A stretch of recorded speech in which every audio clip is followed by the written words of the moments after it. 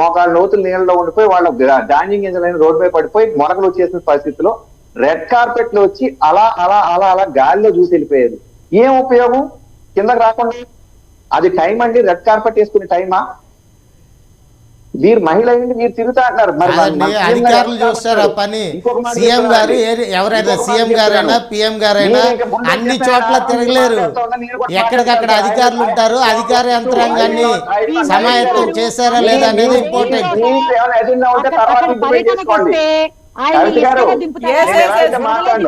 నేను ఇలా అయితే మాట్లాడను. మాట్లాడాలండి, సమాధానం చెప్తేనే కదా తెలిసేది ప్రజలకి. మేము చెప్తున్నా, కరెక్షన్ చెప్తున్నామండి మీకు.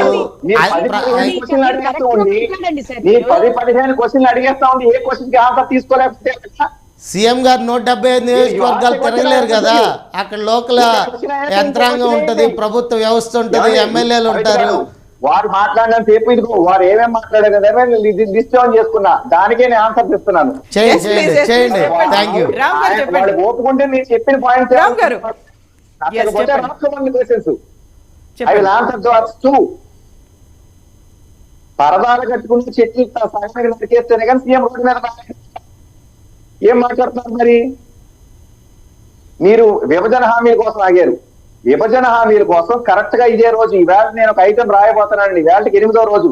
లాస్ట్ వీక్ మా మంత్రి గారు, కేంద్ర రైల్వే మంత్రి గారు విశాఖపట్నం వచ్చి రైల్వే జోన్ మేము ఇవ్వడానికి సిద్ధంగా ఉన్నాం, మాకు ల్యాండ్ ఇచ్చారు, ల్యాండ్ లో యాంబిక్విటీ ఉంది, మీకు ఆ ల్యాండ్ లో క్లారిటీ లేదు. స్వయంగా మీ మంత్రి గారు బొత్స సత్యనారాయణ గారు బంధువులు ఎవరో అందులో నా ల్యాండ్ ఉందని క్లెయిమ్ చేశారట. రైల్వే జోన్ బిల్డింగ్లు కట్టుకోవడానికి ఏదైతే ఉన్నదో దానికి మీరు ఎప్పుడు క్లియర్ చేస్తే నేను వచ్చి కొబ్బరిగా కొడతానన్నారు. వారం రోజుల్లో క్లియర్ చేస్తానని ఆయన ఛాలెంజ్ చేశారు. అన్ని చెప్పుకుంటూ పోతే ప్రతిదానికి ఇలాగే ఉన్నాయి. ఒక ఇష్యూ వేసే ఒక ఎగ్జాంపుల్ చెప్తున్నాను ఏ విధంగా ఈ రాష్ట్ర ప్రభుత్వం ఈ రాష్ట్రానికి శ్రద్ధ ఉన్నదని దాని మీద. మీరు ఇంకొకటి అడిగినా నేను చెప్తాను. ఇప్పుడు నరేష్ గారు మీ క్వశ్చన్ ఏంటో చెప్పండి. నేను అదే చెప్తున్నా అండి. బైఫర్కేషన్ యాక్ట్లో విశాఖకి ప్రత్యేక, ఆంధ్రాకి ప్రత్యేక రైల్వే జోన్ విశాఖకి ఇస్తా అన్నది ఎప్పుడో 10 సంవత్సరాల క్రితం మాట. ఇప్పుడు ఎలక్షన్స్ ముందు గుర్తొచ్చిందా? మళ్ళీ స్థల సేకరణ అనేది ఇంకొక సాకు దొరికిందా మీకు అని అడుగుతున్నా. ఏమండి, ఫండ్స్ ఎలక్ట్ చేసి మీరు బిల్డింగ్ మొదలు పెట్టుకోవడానికి ఇక్కడికి ఇచ్చున్నారు. అవసరం లేని చోట ఇంకా ఫండ్స్ అలొకేట్ చేస్తున్నారండి. అవసరం లేని చోట బీజేపీ అధికారంలో ఉన్న చోట అవసరం లేకపోయినా ఫండ్స్ అలొకేట్ చేస్తున్నారు. అవసరం ఉన్న దగ్గర మీరు ఇచ్చిన హామీని, పార్లమెంట్ సాక్షిగా ఇచ్చిన హామీలని నిలబెట్టుకోవడానికి 10 సంవత్సరాలు అంటే ఫండ్స్ అలిగేషన్ అంటారు. ఇంకా మేము ఇస్తామని చెప్తున్నారు, ఇంకా ఫండ్స్ అలిగేషన్ అని చెప్తున్నారు. ఏమంటే మీరు బయటకు వెళ్ళి ఏ ఉద్యోగం చేస్తున్నారు, మీ డబ్బులు మీ అకౌంట్ లో పడతాయి. మీ ఇంట్లో ఇల్లు చూసుకోవాల్సింది మీ భార్య అయి ఉంటే ఆవిడకి డబ్బు ఇచ్చి ఎలా ఖర్చు పెట్టుకోమంటే ఆవిడ గృహిణిగా ఆవిడ ఖర్చు పెట్టుకోవాలి, కానీ అన్ని మీరే చేస్తారా ఏంటి? అదేనండి, మీరు ఇస్తేనే కదా, ఇస్తే వాళ్ళు చేస్తారు. ప్రభుత్వం ఏమన్నా నిద్రపోతా ఉందా? ఎన్నిసార్లు సీఎం జగన్మోహన్ రెడ్డి గారు ఎన్నిసార్లు మీకు రిప్రజెంటేషన్ ఇచ్చారు? బైఫర్కే తెలంగాణకి ఏపీకి సంబంధించిన ఆస్తుల పంపకం కూడా ఇంతవరకు జరగలేదు. 10 సంవత్సరాలు అవుతున్నా. కేంద్ర ప్రభుత్వం ఏమైనా జోక్యం చేసుకుందా? నిన్న కృష్ణా వాటర్ పంపకాల్లో కూడా మీరు జోక్యం చేసుకోలేదు. ఈ రాష్ట్ర సీఎం గా చెప్పండి. ఊరికే ఇక్కడ కూర్చొని చెప్తున్నారు. ఈ అనలిస్ట్ అండి వైసీపీ ప్రతినిధి పుణ్యశీల గారు ఉన్నారు. నేను వైఎస్ఆర్ కాంగ్రెస్ పార్టీని కూడా విమర్శించానండి. ప్రజల కోసం పనిచేస్తాం, ప్రజల అవసరాలు ఏంటి, గ్రౌండ్ లెవెల్లో ఏముంది అనేది చెప్తాం. మీకు మీరు పాటించాల్సింది, ఇంప్లిమెంట్ చేయాల్సింది మీరే. ప్రజలే మిమ్మల్ని, మాకేం ఇబ్బంది ఏం లేదు. మేము రాజకీయాల్లో నిలబడే వాళ్ళం కాదు, ఎలక్షన్స్ లో కంటెస్ట్ చేసేవాళ్ళం కాదు.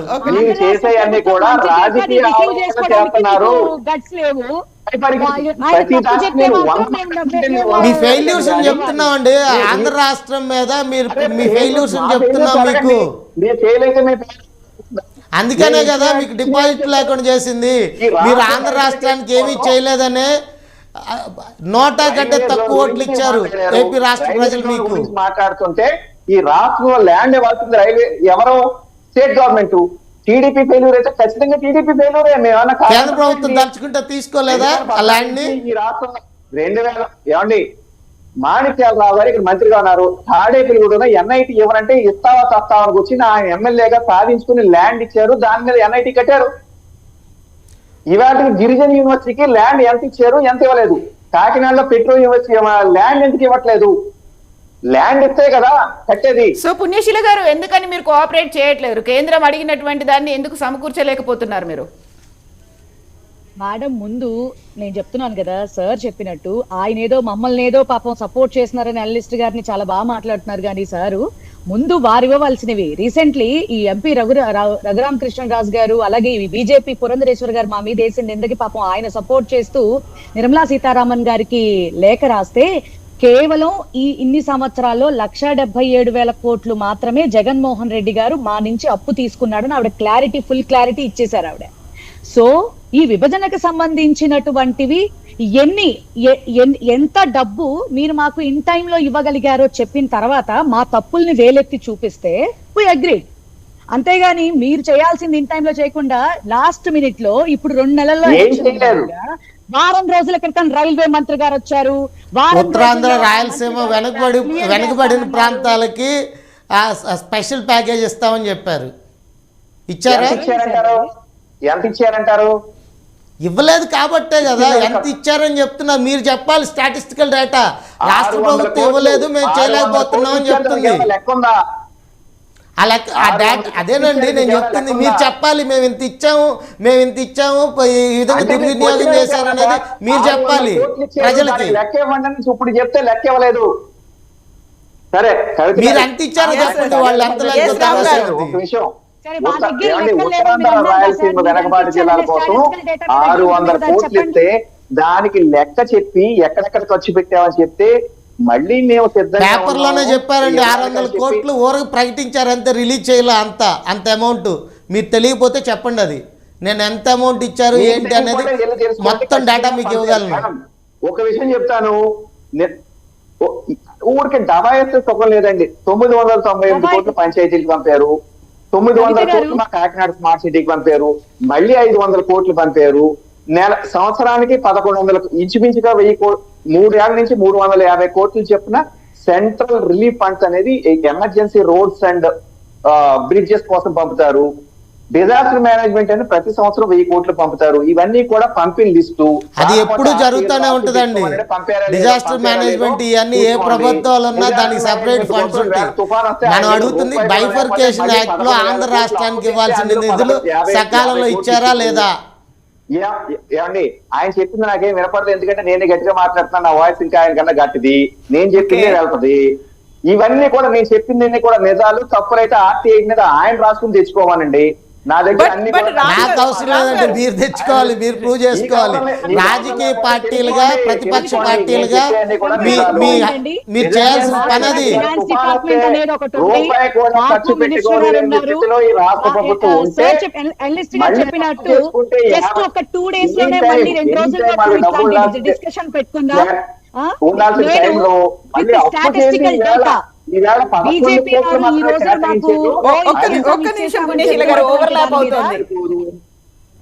అయితే రామ్ గారు, డౌట్స్ చాలా ఉన్నాయండి, డౌట్స్ ఉన్నాయి చెప్పండి. అయితే ఇక్కడ మేము ఇన్ని నిధులు సమకూర్చాము, లేకుంటే కేంద్ర ప్రభుత్వం తరఫున రాష్ట్ర ప్రభుత్వానికి ప్రతి సంవత్సరం ఇన్ని వేల కోట్ల నిధులు వస్తున్నాయని చెప్తున్నప్పుడు వైఎస్ఆర్సీపీతో పాటుగా అనలిస్ట్ గారు అయితే చాలా క్లియర్గా చెప్తున్నారు రీచ్ అవ్వలేదని. బట్ అక్కడ ఉన్నటువంటి పబ్లిక్ మైండ్లో ఏముందండి? ఎందుకని బీజేపీని యాక్సెప్ట్ చేయలేకపోయింది? ఎందుకంటే గతంలో 10 ఏళ్లుగా మోడీ గవర్నమెంటే అక్కడ ఉంది కేంద్రంలో. మరి రాష్ట్రానికి సంబంధించి ఎందుకని బీజేపీని యాక్సెప్ట్ చేయలేకపోయింది? ఇంతకాలంగా మీరు నిధులు విడుదల చేస్తున్నాము, కేంద్ర ప్రభుత్వం రాష్ట్ర ప్రభుత్వానికి సహకరిస్తోంది అని చెప్పినప్పుడు ఇప్పుడు నెక్స్ట్ ఫ్యూ మంత్స్ లో జరిగిపోయే ఎలక్షన్స్ తో చూస్తారు యాక్సెప్ట్ చేస్తుందా లేదా అనేది. ఓకే, ఇన్ని నిధులు ఇచ్చాము, ఇచ్చిన దాన్ని 2014 వరకు 19 వరకు ఇస్తేనే 1% కంటే 100 కంటే తక్కువ ఓట్ బ్యాంక్ వచ్చింది. అంటే ప్రజలు మీరు ఇచ్చిన ఇంట్రెస్ట్ కాదండి నేను చెప్తుంది. 14 వరకు 19 నుంచి మీ గవర్నమెంట్ ఉంది కదా. సో ఇప్పుడు ఆ పర్సెంటేజ్ ఎంత పెరుగుతుందండి? బీజేపీకి పర్సెంటేజ్ ఎంత పెరగబోతోంది? మీరు క్వశ్చన్ అడగండి, నేను అలా మ్యూట్ చేసి కూర్చోమంటే కూర్చుంటాను.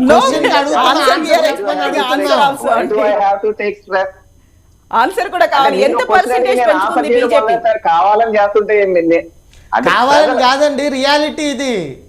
రియాలిటీ- మీరు ఇంకా రియాలిటీ. గుర్తించలేకపోతున్నారు. గుర్తిస్తే ఈ పాటికి మీరు వచ్చేవాళ్ళు కదా. తెలంగాణలో అధికారంలోకి వస్తామని ఎంతో కొంత కాంపిటేటివ్ ఫైట్ ఇవ్వగలిగారు. ఏపీలో ఎందుకు ఇవ్వలేకపోతున్నారు? మీరు ఇచ్చిన హామీలు నిలబెట్టుకుంటే ప్రజలు యాక్సెప్ట్ చేశాడు కదా.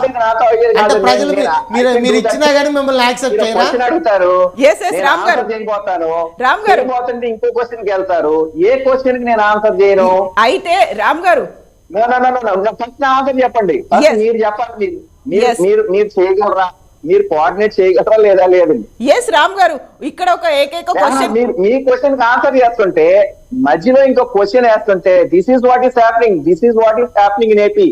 బేసిక్ ఏంటంటే బీజేపీ వాయిస్ ప్రజల్లోకి వెళ్ళనివ్వకుండా ప్రతి చోట కూడా అడ్డుపడుతున్నారు. అయితే వెళ్ళనివ్వకుండా చేస్తోంది ఎందుకు? అక్కడ ఉన్నటువంటి మీకు క్యాడర్ అనేది ఉంటుంది, పర్ఫెక్ట్ బేస్ అనేది, ఒక గ్రౌండ్ అనేది ఉన్న తర్వాత ఒక ప్లాట్ఫామ్ మీరే క్రియేట్ చేసుకొని మీరే చొచ్చుకొని వెళ్ళొచ్చు కదా. కార్యకర్తలు, అక్కడ ఉన్నటువంటి స్థానిక లీడర్లు ఎందుకు దాన్ని వాయిస్ ని తీసుకెళ్ళలేకపోతున్నారు? మీ మీ మీ ఒక నిమిషం అండి, ఆన్సర్. చూసారా? యా చెప్పండి.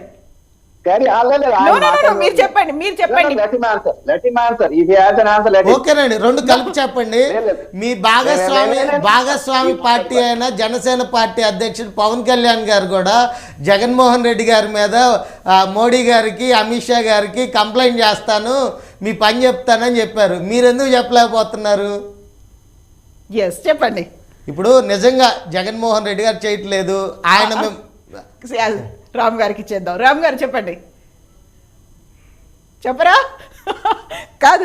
అయితే బేసిక్ క్వశ్చన్, 2 నెలల్లో జరగబోయేటువంటి ఎన్నికల్లో ఫలితాన్ని మీరు చూడబోతున్నారు. బీజేపీకి ఎంత మెజారిటీయో లేకుంటే బీజేపీకి ఎన్ని స్థానాలు వస్తాయనుకున్నప్పుడు వాయిస్ వినిపించే ప్రయత్నం మీరు చేస్తున్నప్పటికీ ప్రజల్లోకి వెళ్ళట్లేదు అంటున్నారు, అడ్డుకుంటున్నారు అనుకుంటున్నారు కదా. మరి అక్కడ ఉన్నటువంటి కార్యకర్తలు ఏం చేస్తున్నారు? ఆ క్యాడరే ఇంటింటికి తిరిగి వచ్చి ప్రచారం చేయొచ్చు కదా. ఇప్పుడు మీరు క్వశ్చన్ కి నేను ఆన్సర్ చెప్పండి. ఇక ప్రాబ్లం ఏంటంటే I don't have a problem with YSRCP interrupting mere stopping me to answer. Because వాళ్ళ పార్టీ వారు చెప్పుకుంటారు, మా పార్టీ మేము చెప్పుకుంటాం. న్యూట్రల్ లో ఉన్నామని చెప్పి మేధావు లాంటి వాళ్ళు వచ్చి మాకు అర్థం పడుతుంటే మాకేం అర్థం అవుతుంది. ఇక్కడ అంటే న్యూట్రల్ మేము ప్రజల తరపున అడుగుతున్నామండి. న్యూట్రల్ గా ఉన్న వాళ్ళు ఏంటి? ఎందుకోసం? మిమ్మల్ని భజన చేయలేం కదా. ప్రజల కోసం మీ పొలిటికల్ పార్టీలు ఏమి అడగని మమ్మల్ని ప్రజల సమస్యలు మా ద్వారా అడిగిస్తున్నారు. ప్రజల వాయిస్ అనుకోవచ్చు కదా. మీకు లేదండి. ఇప్పుడు మీరా ఆయన?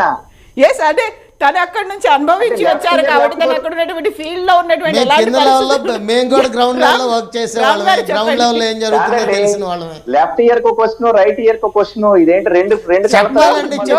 రాజకీయాల్లో క్వశ్చన్లు ఉంటే ఆన్సర్లు ఇవ్వాలి. మీరు అలాగే రాజకీయాల్లో యాక్సెప్ట్ చేయాలండి. పుణ్యశీల గారి దగ్గర నుంచి కూడా ఇంకో క్వశ్చన్ వచ్చేస్తుంది. కామెడీలు కూడా బాగా చేస్తా ఉన్నాయి. రాజకీయాల్లో డెఫినెట్ గా అడిగిన క్వశ్చన్లకు సమాధానాలు మీ దగ్గర ఉండాలి. ఉంటేనే ప్రజలు యాక్సెప్ట్ చేస్తారు. మేము అన్మ్యూట్ లో ఉంటామంటే ప్రజలు కూడా అన్మ్యూట్ లో ఉంటారు.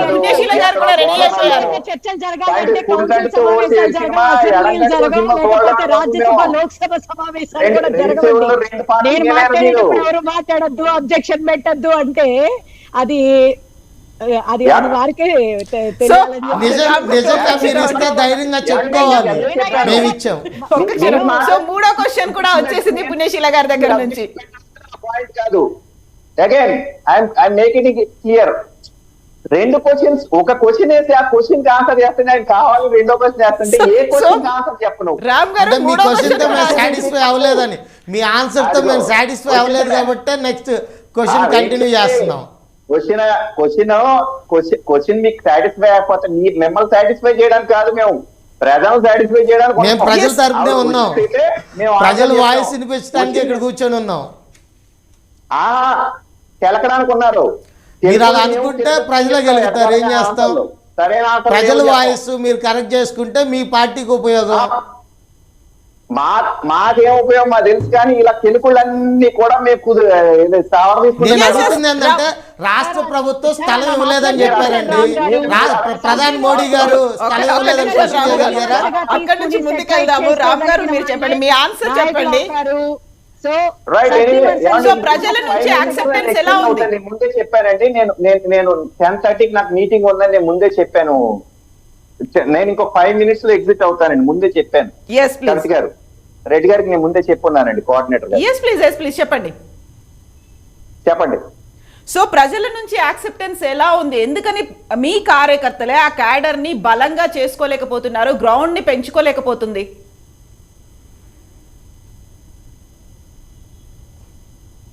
చెప్పచ్చండి, మళ్ళీ ఆయన Yes, please, మీరు చెప్పండి.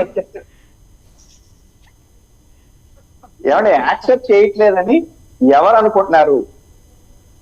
పాలిటిక్స్ అనేది ఇట్స్ ఎ డైనమిక్ సర్కిల్. బండి చక్రంలో స్పోక్ లాగా ఒక రాత్రిలో ఇలా తిరిగిపోతుందండి. ఇప్పుడు మేము ఎలక్షన్స్ మూడ్ లో, ఇందాక ఫస్ట్ క్వశ్చన్ ఎలక్షన్స్ మూడ్ లో ఉందా లేదా అనేది, ఆ ఎలక్షన్ మూడ్ ని క్యాప్చర్ చేసుకోవడం కోసమే ప్రభుత్వం యొక్క వైఫల్యాలు ఏమైతే ఉన్నాయో అది మేము చెప్పుకుంటూ వెళ్తూ ఈ ప్రజల కోసం మేమేం చేయగలుగుతాం అనేది చెప్పుకుంటూ వెళ్ళడానికి ఈవేళ ఈ కార్యక్రమాలన్నీ చేస్తున్నాం. దానికోసమే మేము వెళ్తున్నామని చెప్పాం. ఓకే, మీరు ఎంత ఉన్నారా అంత ఉన్నారంటే 2000 మెజారిటీతో గెలిచిన ఎమ్మెల్యేకి 2000 ఓట్లు కూడా రాని పరిస్థితి ఈ రాష్ట్రంలో ఉంటది. ఈ రాష్ట్రం అని కాదు, దేశంలో ఉంటది. So it is politics are very volatile and very dynamic. Every day చేస్తూనే ఉంటాం. మాకు భారతీయ జనతా పార్టీ సంస్థాగతంగా బూత్ లెవెల్ వరకు చాలా స్ట్రాంగ్ గా ఉన్నాము. ప్రజలు మాకు ఓట్లు వేస్తారా లేదని, ప్రజలు మూడు వచ్చినప్పుడు మా వెంట కూడా చూస్తారు, ఓటేస్తారు. 2024 లో ఈ రాష్ట్రంలో ప్రభుత్వంలో వస్తామని మేము ఆశాభావంతో ఉన్నాం. అంటే ఆశ లేకపోతే ప్రజలు ఏ రోజు కూడా రాజకీయ పార్టీ ఊరికే రాజకీయాలు చేయడానికి ఉంటది. దాంతో పాటు ఈ కుర్చీలోకి రావాలని గట్టిగానే ప్రయత్నం చేస్తాం. రావడానికి 100% మా కృషి మేము చేస్తున్నాం. ఎస్, కుర్చీలోకి రావడానికి మీ ప్రయత్నాలు మీరు చేస్తున్నప్పుడు బీజేపీతో ఎవరున్నారు, బీజేపీ ఎవరితో ఉంది అనేటువంటి క్వశ్చన్ వస్తుంది. ఇంకా ఎన్డీఏలో జనసేన భాగస్వామిగా ఉందా, టీడీపీ జనసేన కలిసి పొత్తుల్లో వెళ్తున్నాయి అనేది ఉంది. మరి బీజేపీతో ఎవరున్నారు? భారతీయ జనతా పార్టీ ఈ దేశంలో అత్యధిక మెంబర్షిప్ ఉన్న పార్టీ. ఏమండి, రాష్ట్రానికి అదంతా కూడా వేరీ అవుతా ఉంటాయి. మా పార్టీకి వచ్చేసరికి మీరు అన్నట్టు సరే, ఎన్డీఏలో జనసేన ఉంది, టీడీపీ జనసేన కూడా తీసుకొచ్చి ఇక్కడ కూర్చోబెట్టే వాళ్ళ వైపు నుంచి ఆన్సర్ వాళ్ళు చెప్తారు. మా వైపు నుంచి ఆన్సర్ ఏంటంటే జనసేన మాతో ఉంది, అది ఎన్డీఏలో ఉన్నారు. పవన్ కళ్యాణ్ గారు కూడా ఎప్పుడు ఏమైనా సరే జనసేన మా పైన లీడర్స్ తో టచ్ లో ఉన్నాను, వారు కూడా చెప్తున్నారు. టీడీపీ గురించి నాకు మాట్లాడాల్సిన అవసరం లేదు, అది మాకు సంబంధం లేదు. మా వరకు ఏంటంటే పొత్తులు అనేది పోటీ చేసేటప్పుడు అవసరమైన భాగస్వామ్యం. పని వరకు చేసుకుంటే పొత్తు పార్టీ పని చేసుకుంటుందని మేము ఖాళీ కూర్చుంటే మా పార్టీ ఖాళీ అయిపోతుంది. అది కాదు, ఈవేళ పుట్టిన పార్టీ కాదు, ఈవేళతో ఇది ఆగిపోయేది కాదు. ఇది ఒక కంటిన్యూస్ ప్రాసెస్.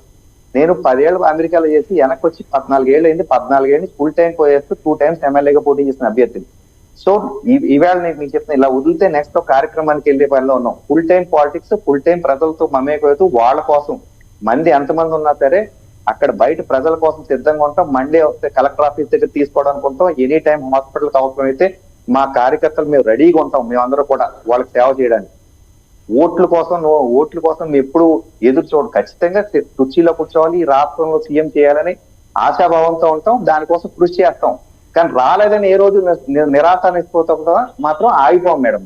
సో ఖచ్చితంగా కుర్చీలో కూర్చుంటామంటే దానికి ఒక స్ట్రాటజీ అనేది ఉంటుంది. ఒంటరిగా బరిలోకి దిగుతున్నారా, ఎవరితో పొత్తు పెట్టుకుంటున్నారు, ఎవరితో కలిసి మీరు ఎన్నికల్లో పోరాడుతున్నారు అనేది? అదే మీ ఇందాక చెప్పారండి, పొత్తు అనేది ఎలక్షన్స్ వచ్చిన టైంలోనే పొత్తుల మీద సీట్లు షేరింగ్ అనేది మాట్లాడతారు. ఇవాళ వరకు మా అలయన్స్ పార్ట్నర్స్ ఎక్కడున్నా ఈ రాష్ట్రంలో కాదు ఏ రాష్ట్రంలో ఎవరి పని వాళ్ళు చేసుకుంటూ వెళ్తాం. అవసరం సపోజ్ పంచాయతీ నిధుల కోసం భాగస్వామి పార్టీలు ఎక్కడ కలిసి పనిచేయరు. పార్టీ నుంచి నిధులన్నీ పంపిన తర్వాత ఇప్పుడు కలిసి పనిచేస్తేనే కదండి ప్రజల యాక్సెప్టెన్సీ వచ్చేది. 990 పంపితే 350 కోట్లు ఖర్చు చేసేసారు. మళ్ళీ మిగిలి అడుగు బుడుగు ఏమైనా నిధులు ఉంటే ఇంకో 250 కోట్లు ఉంటే మళ్ళీ డిస్కమల్ లాసుల కోసం తీసేసుకోవాలని ప్రయత్నం చేస్తున్నారని దానికోసం నిన్న మొన్న చేస్తున్నాం. ఇలాంటి పంచాయతీ నిధుల మీద ఒక కార్యక్రమం చేస్తే పురంధేశ్వరి గారు కాల్ ఇస్తే స్టేట్ వైడ్ జనసేన కేటర్ కూడా మీరు కూడా రావాలని చెప్తే మాతో వచ్చి పాల్గొన్నారు కింద ప్రతి కలెక్టరేట్ ఆఫీస్ ఎదురుగాను. సో కానీ మా ఎవ్రీడే పనులు అంటారా, మా పనులు మేము చేసుకుంటాం, మా భాగస్వామ్య పక్షాలు వాళ్ళ పనులు వాళ్ళు చేసుకుంటా ఉంటారు. ఒత్తులు అనేది ఎలక్షన్ వచ్చినప్పుడు ఆ టైంకి ఆలోచిస్తారు.